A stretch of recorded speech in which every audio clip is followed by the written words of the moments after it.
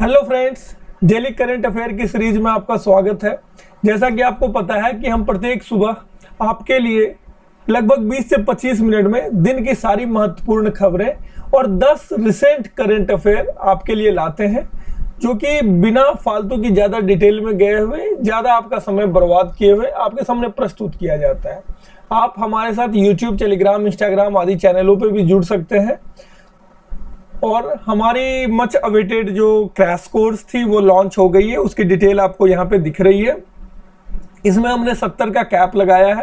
Test series में हमने 100 का कैप लगाया था और वो बहुत जल्दी भर गया था। बाद में बहुत सारे लोगों ने रिक्वेस्ट किया कि सर उसको एक्सटेंड कर दीजिए, तो कृपया बाद में आप रिक्वेस्ट ना करें और टाइम पे एडमिशन ले लें, ठीक है। क्योंकि हमने जो कैप लगाया है उसके पीछे पॉलिसी होती है हमारी, हम कुछ सोच समझ कर लगाते हैं। हमारा ध्यान जो है, आपको पता है इस टीम का जो ध्यान है वो पैसे पे नहीं है, बल्कि हमें क्वालिटी और रिजल्ट से मतलब है, ठीक है। तो इस बार हमारा लक्ष्य है कि 70 बच्चे अगर हम लेते हैं, हमारी 4 की टीम है जो आपको दिख रही है, रेगुलर क्लासेस आ रहे हैं, तो 4 लोग मिलके, चारों मेंटर मिलके आपके 70 बच्चों को डिवाइड कर लेंगे और हम उन पे पर्सनल नज़र रखेंगे, उनकी ग्रोथ को मॉनिटर करेंगे। अगर हम दोनों के तारतम्य में बैठता है, अगर हम जैसा चाहते हैं उनका ग्रोथ वैसा होता है, या उनकी जो रिक्वायरमेंट है वो पूरी होती है, हमारा उन पर नज़र बना रहेगा। वो सारी चीज़ें हमारा, इसलिए हमने सिर्फ 70 बच्चों का कैप लगाया है। इसके पीछे यही वजह है। तो चलिए ज़्यादा समय बर्बाद किए बगैर अब आज के टॉपिक पे आते हैं। विश्व गौरैया दिवस, ठीक है। ये गौरैया है, स्पैरो जिसको बोलते हैं, जैक स्पैरो, आपने मूवी देखी होगी, ठीक है। और ये गौरैया है जो अब पहले तो आपको हर घर में पाया जाता था। आपको अपने बचपन का याद होगा कि जब आप छोटे थे तो गौरैया छोटे छोटे मतलब ऐसे ही घूमते रहते थे। आज के डेट में ये दूर दराज के इलाकों में चले गए हैं, जो मेन लैंड है, जहाँ मेन पॉपुलेशन है, वहां से ये हट गए हैं। इनको बहुत सारी समस्याएं आई हैं वहां पे। तो विश्व गौरैया दिवस 20 मार्च को मनाया जाता है। ये इन्हीं के उत्थान के लिए इस चीज को लाया गया है। विश्व गौरैया दिवस की थीम है लव स्पैरो, है ना। इसकी थीम क्या है? Love sparrow. पहला विश्व गौरैया दिवस 2010 में आयोजित किया गया था, क्योंकि तब तक भांप लिया गया था कि गौरैया जो है आम जगहों से दूर होते जा रहे हैं, जबकि यह आम घर की चिड़िया है, ठीक है। हर घरों में पाए जाने वाली चिड़िया है। और अभी भी आप दूर दराज में, जैसे बाड़मेर में था, तो बाड़मेर में मुझे कभी दिक्कत नहीं हुई। बहुत बड़ी संख्या में गौरैया रहती थी, उनको हम अपने हाथों से गेहूं या इस तरह के कोई भी अनाज को खिलाया करते थे। स्पीति वैली में बहुत ज़्यादा न्यूज़ रहता है कि हिमाचल की वैली में, जो कि उनके लिए नेचुरली उनका लोकेशन हैबिटेट नहीं है, लेकिन वो यहाँ से भागकर वहाँ चली गई हैं। यहाँ पे उनको जो मोबाइल टावर्स हैं, इन सारी चीज़ों से काफ़ी समस्याएँ आती हैं, ठीक है। इसकी शुरुआत, स्थापना कब हुई थी? तो स्थापक जो है द नेचर फॉरएवर सोसाइटी के जो संस्थापक हैं मोहम्मद दिलावर सिंह, उन्होंने की थी, ठीक है। अब अगले न्यूज पे चलते हैं। अमेरिकी खगोल वैज्ञानिक यूजीन पार्कर का निधन हो गया। ये किस लिए न्यूज में थे, क्यों हमें इनके बारे में जानना चाहिए? तो इन्होंने सौर भौतिकी में काफी योगदान दिया है। 94 वर्ष की उम्र में यूजीन न्यूमैन पार्कर जी की मृत्यु हो गई। यह किस लिए खास थे? तो इन्होंने नासा के लिए पार्कर सोलर प्रोब बनाया था और सोलर प्रोब बनाकर उसको लॉन्च होते हुए देखा था। ये यूनिक बात है, क्योंकि नासा एक तो जल्दी किसी के नाम पे अपने किसी भी मिशन का नाम नहीं रखता है, और ये पहला मिशन था जो जीवित व्यक्ति के नाम पे था, ठीक है। अभी तक जो भी मिशन नासा ने रखे हैं किसी के नाम पे, तो वो जनरली के हर बार मृत लोगों के नाम पे रहा था। वो बड़े साइंटिस्ट रहे होंगे या जो भी रहे होंगे, लेकिन जिनकी मृत्यु हो चुकी थी। इनके जीवन काल में इनके नाम से पार्कर सोलर प्रोब 2018 में लॉन्च किया गया था, ठीक है। खुद के नाम पर एक अंतरिक्ष यान के लॉन्च का गवाह बनने वाले ये पहले व्यक्ति थे। आईआईटी मद्रास परिसर में दिमाग अनुसंधान केंद्र स्थापित किया गया है, ठीक है। अंडर प्रोसेस है, हो गया है, थोड़ा बहुत है, हो जाएगा। तो आईआईटी मद्रास कल के भी न्यूज में खबर में था। ये आपको कमेंट में बताना है कि वह किस लिए खबर में था। आईआईटी मद्रास एक मस्तिष्क अनुसंधान केंद्र स्थापित कर रहा है, जो भविष्य में मस्तिष्क से संबंधित अनुसंधान परियोजनाओं में योगदान देगा। ये क्या करेगा? मस्तिष्क कोशिकाओं की इमेजिंग करेगा, ठीक है। बहुत हाई रेजोल्यूशन में, कितने में, टेरा पिक्सल में जाके उनकी इमेजिंग करेगा और उसके बारे में उनके कंप्यूटेशनल और एक्सपेरिमेंटल प्लेटफॉर्म पे उनके बारे में डाटा एकत्रित करेगा, संग्रहित करेगा, ठीक है। और उसके आधार से फिर नए नए रिसर्चों और योजनाओं को प्लान करेगा, ठीक है। तो मस्तिष्क के 2000 से अधिक वर्गों का निर्माण करेगा, जिसे 100 टीबी के गुणकों में डेटा में मैप किया जाएगा। ये प्लान है। कौन कर रहा है? आईआईटी मद्रास कर रहा है। असम राज्य ओबीसी आयोग की स्थापना करेगी। आयोग अन्य पिछड़ा वर्ग की मौजूदा आरक्षण सीमा के भीतर विभिन्न जनजातियों के लिए उप वर्गीकरण का निर्णय लेगा। उप वर्गीकरण से आप क्या समझते हैं?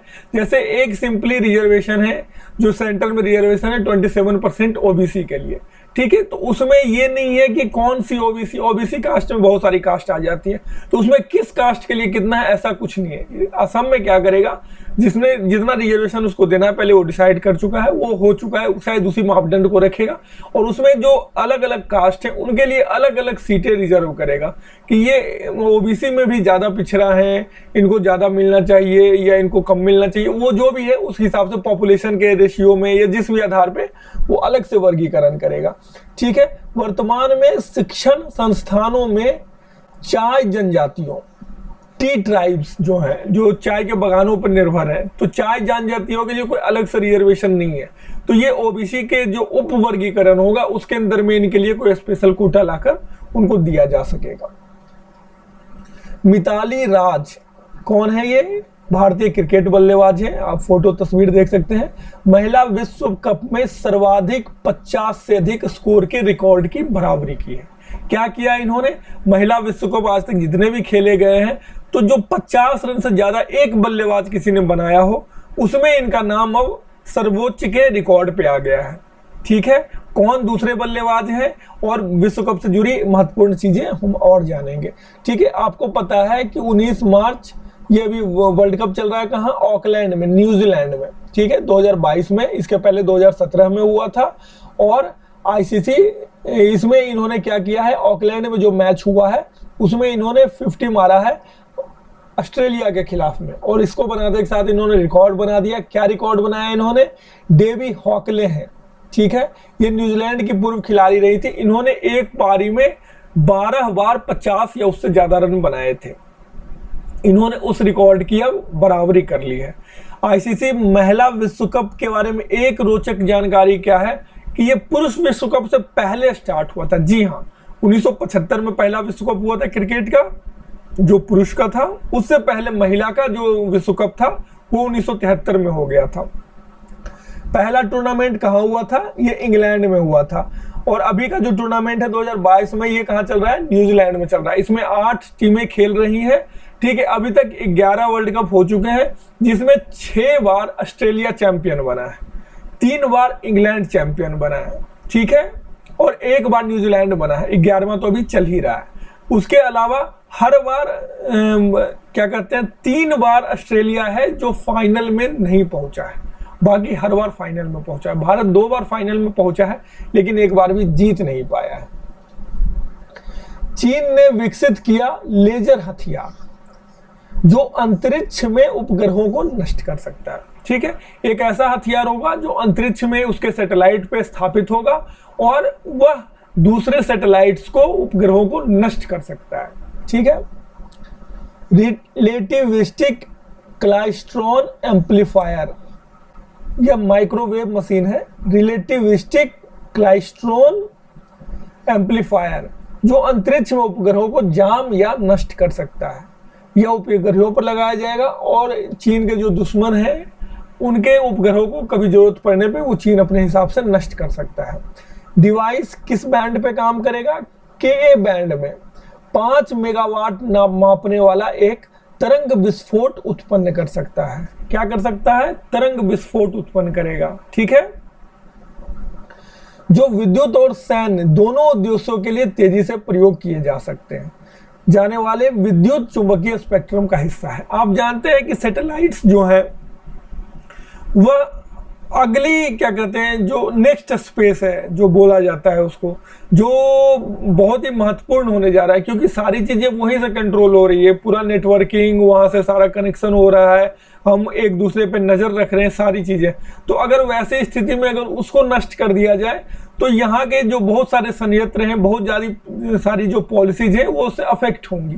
ठीक है, तो अब जो नए लेवल पे जो है वार को उस लेवल पे भी ले जाएगा, थल जल और वायु से बढ़कर अब ये चौथा मापदंड साइबर और पांचवा मापदंड के रूप में अब अंतरिक्ष बन गया है, आपको पता है ये चीज। ड्रोन आधारित खनिज अन्वेषण, ठीक है, ड्रोन के माध्यम से, ड्रोन आप देख रहे हैं, ड्रोन के माध्यम से खनिज की खोज होगी। ठीक है, ये कौन करेगा? तो एनएमडीसी करेगा, राष्ट्रीय खनिज विकास निगम लिमिटेड। ये भारत का सबसे बड़ा लौह अयस्क उत्पादक है। कौन? एनएमडीसी। ये क्या करेगा? ड्रोन की मदद से, ये आईआईटी खड़गपुर के साथ इसने एक समझौता ज्ञापन किया है, मेमोरेंडम ऑफ अंडरस्टैंडिंग साइन किया है, जिसके आधार पे ये ड्रोन का इस्तेमाल करेगा। ड्रोन में वो सारी चीजें होंगी कि वो उन तरह की खनिजों की खोज करेगा जो इनकी रिक्वायरमेंट है। तो ड्रोन आधारित भूभौतिकीय सर्वेक्षण और हाइपर स्पेक्ट्रल अध्ययन करने वाला भारत का ये पहला सीपीएसई होगा। सीपीएसई क्या है? Central public sector enterprises. तो ये भारत का पहला सेंट्रल केंद्रीय पब्लिक सेक्टर एंटरप्राइज होगा जो कि ड्रोन आधारित खोज करेगा। ठीक है, एनएमडीसी से पहले क्या कर चुका है? मध्य प्रदेश राज्य में और छत्तीसगढ़ के बेलौदा बेलमुंडी ब्लॉक में हीरे के खोज भी कर रहा है ये साथ में। तो डायमंड प्रांत में अंतरिक्ष भौतिकी का उपयोग करने वाला ये पहला सीपीसी पहले से है, सीपीएससी ये पहले से है डायमंड प्रांत में। लेकिन अभी ये किस में करने वाला है? अब ये दूसरी चीजों में भी करने वाला है। ओके, 35वां सूरज कुंड अंतरराष्ट्रीय शिल्प मेला। यह शिल्प मेला 19 मार्च से 4 अप्रैल में फरीदाबाद में होगा। आप जानते हैं सूरजकुंड मेला फरीदाबाद में आयोजित किया जाता है। इस बार इसका थीम क्या है? जम्मू कश्मीर इसका थीम स्टेट है इस बार। ठीक है, हर बार एक थीम स्टेट बनाते हैं, इस बार जम्मू कश्मीर है। और इसके पार्टनर 30 से ज्यादा कंट्रीज हैं, जिसमें इस बार पार्टनर नेशन जो है उज्बेकिस्तान है। ठीक है, मेले में हस्तशिल्प, हथकरघा और भारत की सांस्कृतिक विरासत की समृद्धि और विविधताओं को प्रदर्शित किया जाता है।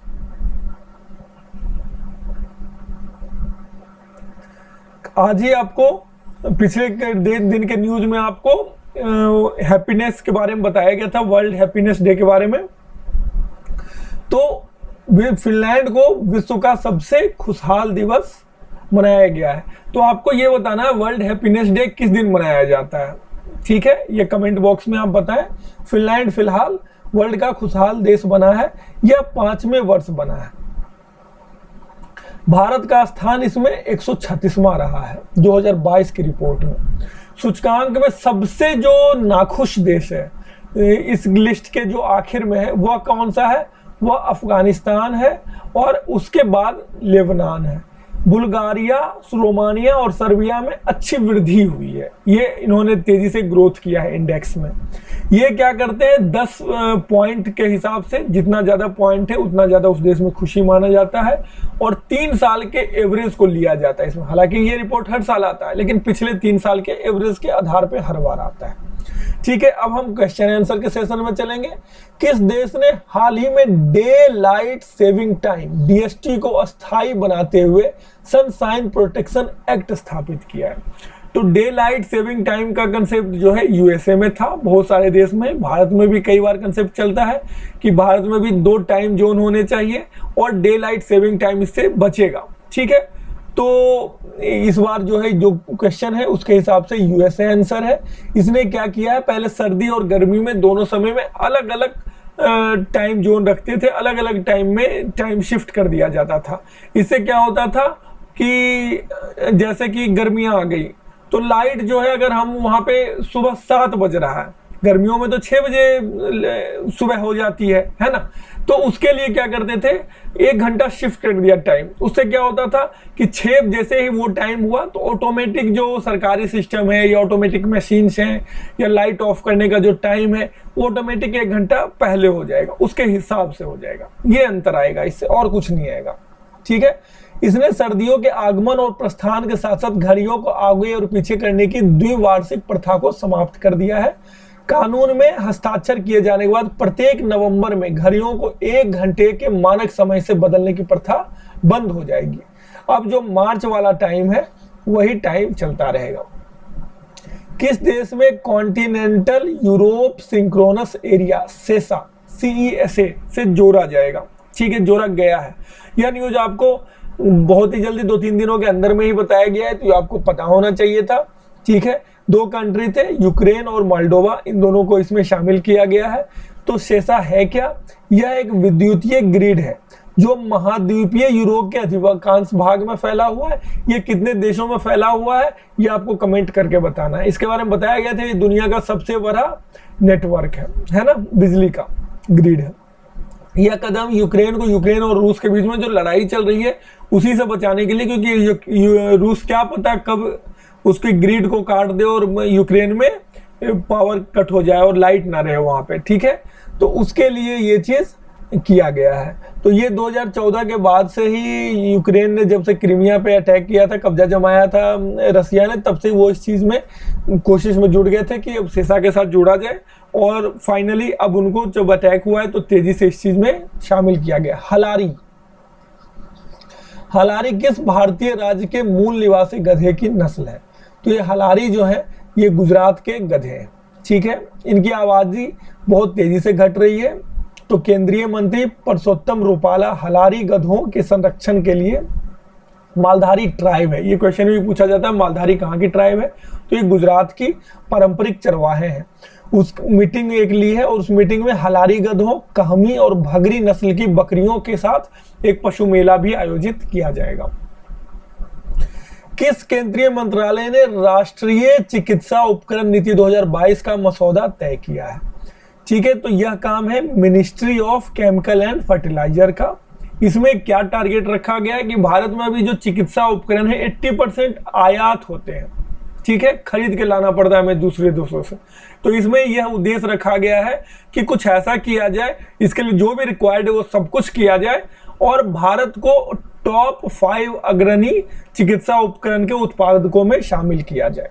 ठीक है, हाल ही में खबरों में रहा राष्ट्रीय सैन्य कॉलेज RMIC, यह किस राज्य में अवस्थित है?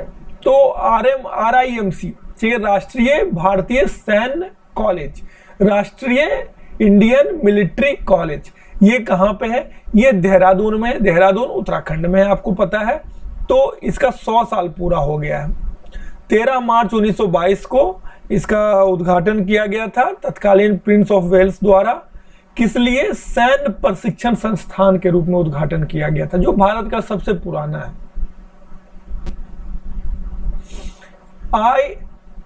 RIMC राष्ट्रीय रक्षा अकादमी और नौसेना अकादमी एझिमाला का मुख्य फीडर संस्थान है। यहाँ से बहुत सारे बच्चे जाते हैं जो अपनी बेसिक स्कूलिंग यहाँ से करते हैं और उसके बाद में वो तैयार होकर आगे आर्मी स्कूल वगैरह में, आर्मी बैकग्राउंड में उनका बैकग्राउंड ही हो जाता है आर्मी का, जिसकी वजह से उनका NDA वगैरह में सिलेक्शन जो ज़्यादा आसान हो जाता है। SSB वगैरह इनके लिए, क्योंकि इनका माइंडसेट उस चीज़ का हो जाता है जो रिक्वायर्ड होता है SSB में।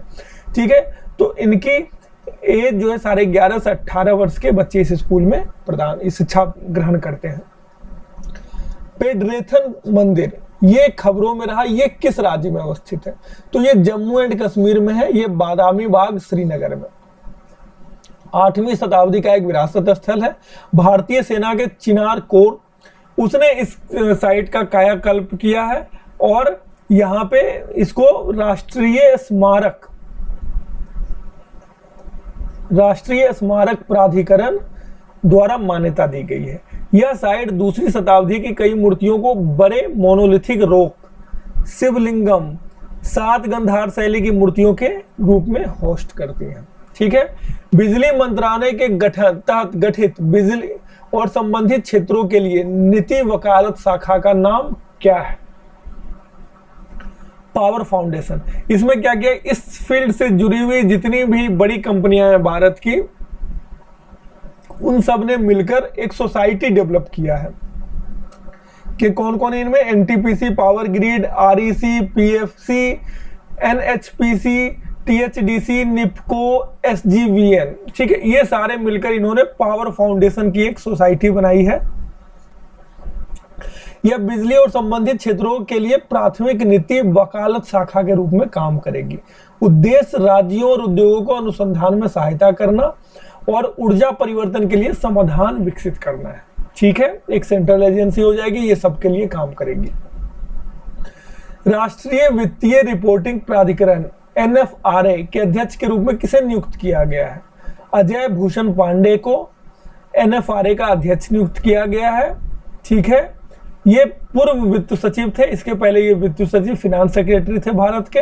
कैबिनेट की नियुक्ति समिति को 3 वर्ष की अवधि के लिए नियुक्त किया गया है। यह पिछले साल फरवरी में इस पद से सेवानिवृत्त हुए थे। मार्च 2022 तक 9 मार्च 2022 तक बाजार पूंजीकरण के मामले में वैश्विक सूची में भारत का क्या स्थान है? ठीक है, क्या है क्वेश्चन? बाजार पूंजीकरण, मार्केट कैपिटलाइजेशन के मामले में वैश्विक सूची में भारत का क्या स्थान है? तो भारत का 5वां स्थान है। यह अभी तक पहली बार 5वें स्थान पे आया है। ठीक है, मार्केट कैप कितना है? $3.21 ट्रिलियन। नंबर 1 कौन है? अमेरिका, इसका मार्केट कैप है 47.32 ट्रिलियन। चाइना 11.52, जापान 6 ट्रिलियन और हांगकांग। उसके बाद में इंडिया आ गया और इसके बाद में United kingdom, Saudi Arabia, Canada, France, Germany, ऐसे देश। आखिरी प्रश्न, कौन सा केंद्रीय मंत्रालय फार्मास्यूटिकल उद्योग का सुदृढ़ीकरण SPI की योजना लागू करता है? ठीक है, तो यह मंत्रालय है ministry of chemical and fertiliser, रसायन और उर्वरक मंत्रालय ने वर्ष 2021-22 जो वित्तीय वर्ष है से 25-26 वित्तीय वर्ष के लिए 500 करोड़ रुपए के कुल वित्तीय परिव्यय के साथ फार्मास्यूटिकल उद्योग का सुदृढ़ीकरण योजना के लिए दिशा निर्देश जारी किया गया है। योजना का उद्देश्य फार्मा क्षेत्र में मौजूद बुनियादी सुविधाओं को मजबूत करना है। ठीक है फ्रेंड्स, तो ये आज की आपकी दिन भर की न्यूज़ थी। अब आप लाइक, शेयर, सब्सक्राइब, कमेंट कर सकते हैं। अगर आपको ये अच्छा लगता है आप अपने फ्रेंड सर्किल में इसको शेयर करें। क्रैश कोर्स के बारे में आपको जानकारी दे दी गई है। आपके रेगुलर क्लासेस हिस्ट्री के और साइंस के आ रहे हैं, आप उसको भी देखते रहें। सीसैट की क्लास भी लाने के लिए योजना बनाई जा रही है। अगर आप लोग इंटरेस्टेड होंगे और इसकी डिमांड होगी तो सीसैट की भी क्लास लाई जाएगी। Thank you.